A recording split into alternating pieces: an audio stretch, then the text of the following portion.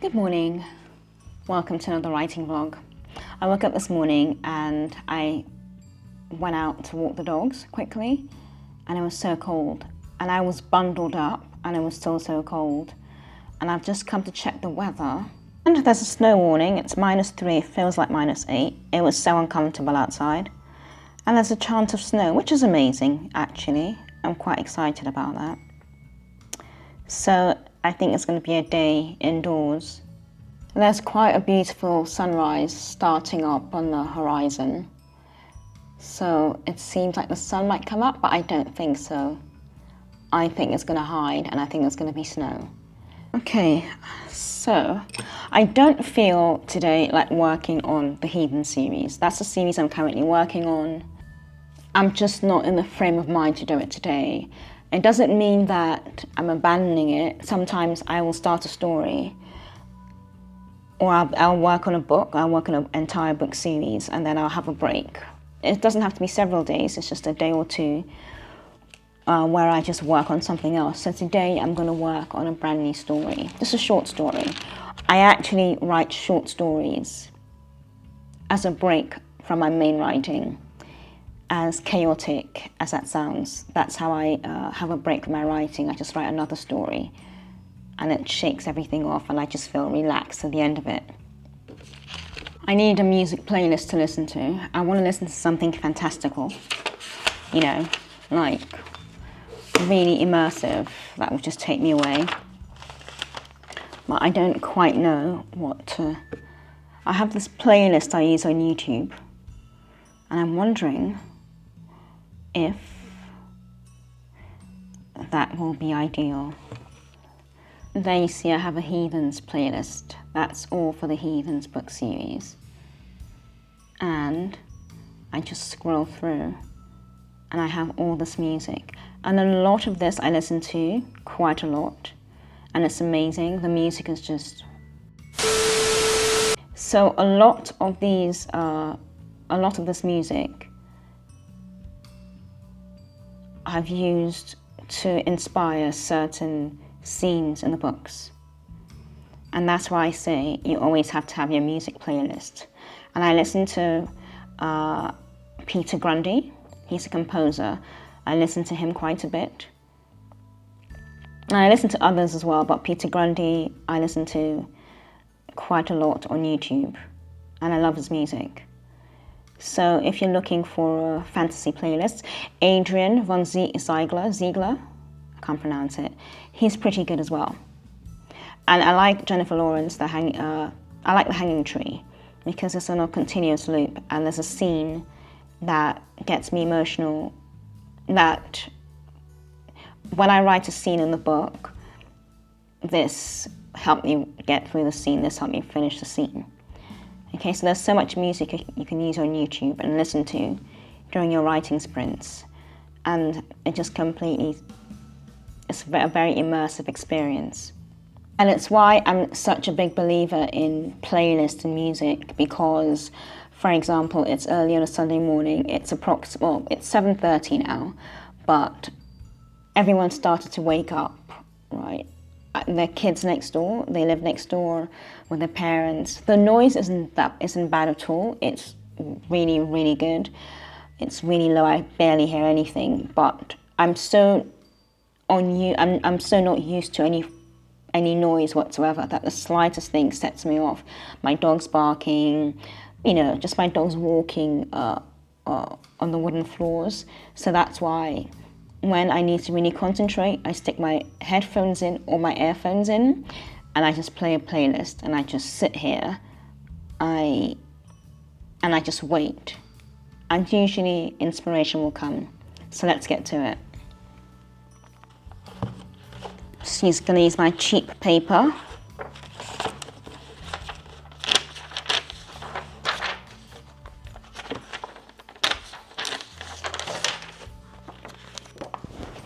Charge my phone because the battery is low.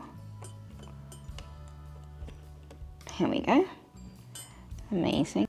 That's my working title, but I think it's going to be a disaster for some reason. The Whispering Room, and I think that's not going to work because I'm not thinking whispering room right now. That's not the mood I'm in. Have you ever heard an inanimate object whisper? Marla hadn't till today. I don't know how that's going to work, but I'm going to try it. Yeah, this is no longer working. My ink is too low. I'm expecting some bottles in the next few days, so I can't use this anymore. I can't use any of my dip pens, so I'm going to go for one of these lovely ones. Now, they look fairly cheap and fairly basic, but I got a whole batch of them from one of my students, and I'm so happy because they write really well. They're just cheap pens, but they're just really simply manufactured, and they have like a 0.5 millimeter nib, and that's it. And I absolutely adore using them.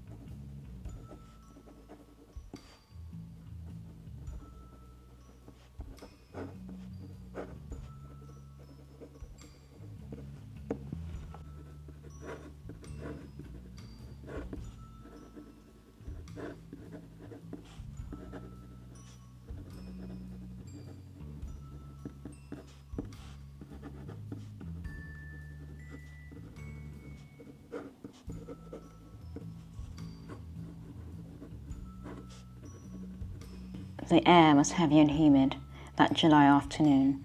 The mosquitoes hung around the house, greedily buzzing around and pestering everyone. Around? That's a repetition. It was going to be like this for another few months before any hint of a break came in the weather. Their summers were always deadly in this part of the world. The heat was relentless. The bugs couldn't be deterred, and the flies, well, if they got the slightest hint of decay or exposed food, they were upon it.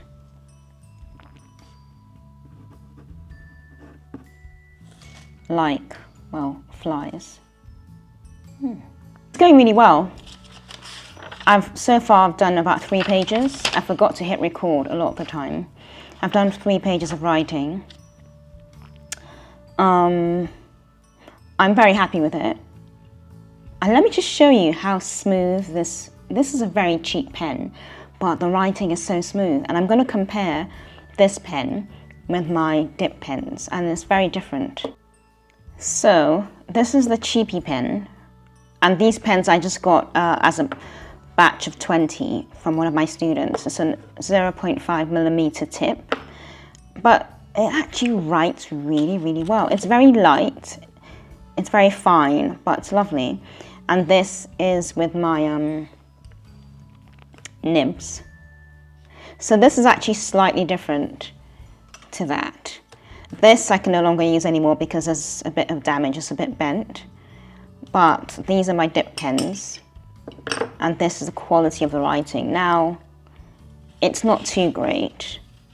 Actually, this is a lot neater. These are the writing prompts, and this I was working a lot slower with the dip pens, but I am actually quite impressed with this because I don't normally like traditional pens, but this is just so simple without all the fuss, and it actually writes really well. It's almost like they've paid more attention to the nib, to the tip, sorry, not the nib, than the actual, like, making it look pretty or elaborate or fancy. and it shows in the quality. It writes really, really well, and it's actually pretty neat. And I'm writing really quickly as well.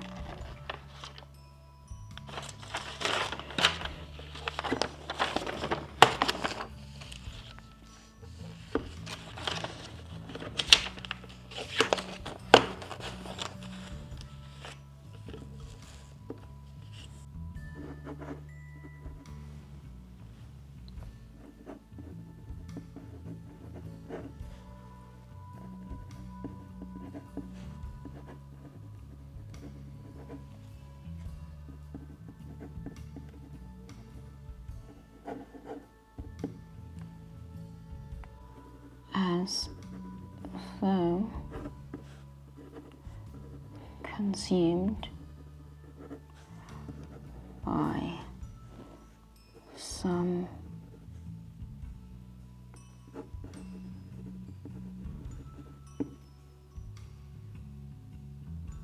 comforting to just take it in. The silence, the peace, the rustling of the leaves and the serenity of nature. A buzzing caught her attention. It was one of the pesky mosquitoes. As quickly as it landed, it was off, as though consumed by some poison. She smiled.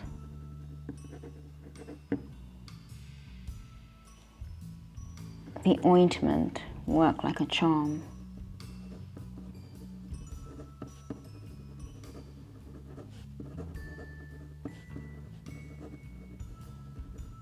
It always had.